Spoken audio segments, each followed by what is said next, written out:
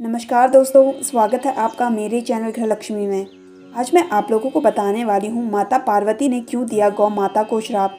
जाने क्या था वो श्राप। हिंदू धर्म में गाय को माता का दर्जा प्राप्त है और हर घर में गौ माता के लिए पहली रोटी निकाली जाती है। संसार में इनका जन्म मानव जाति के कल्याण के लिए हुआ है। पुराणों के अनुसार 33 करोड़ देवी देवता है जो कि गाय में ये सभी देवी देवताएं निवास करते हैं।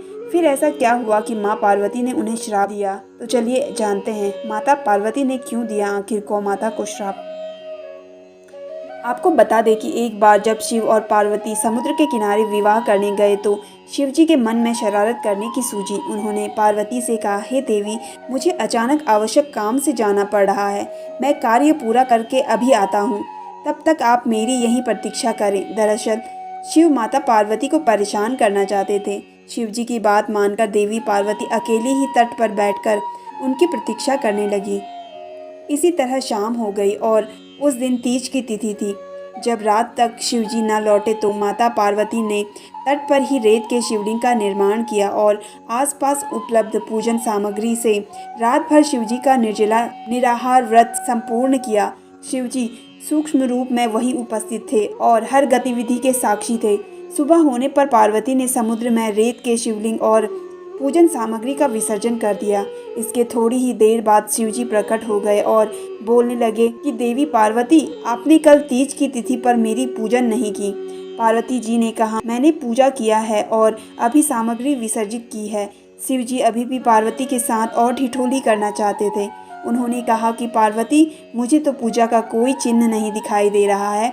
अगर आपने पूजा की है तो प्रमाण दीजिए। माता पार्वती भी समझ चुकी थी कि भगवान शिव उन्हें जानबूझकर सता रहे हैं, क्योंकि जो जगत की हर घटना के साक्षी हैं, उन्हें प्रमाण की क्या आवश्यकता है। देवी पार्वती भी इस हंसी मजाक का भरपूर आनंद ले रही थी। शिवजी की बात सुनकर माता पार्वती ने आसपास देखा। उन्हें एक गाय खड़ी दिखाई दी। उन्होंने शिवजी से कहा कि ये गाय मेरी साक्षी है। जब मैं पूजा कर रही थी ये गाय यहाँ उपस्थित थी। शिवजी ने गाय से पूछा कि क्या पार्वती ने पूजा की है। गाय ने ना में सिर हिला दिया। शिवजी ने कहा, पार्वती, आप असत्य कह रही हैं। गाय ने आपकी गवाही नहीं दी। शिवजी के सामने स्वयं का अकारण झूठा साबित होना पार्वती सहन नहीं कर पाई और क्रोध में आकर उन्होंने उसी वक्त गाय को श्राप दे दिया।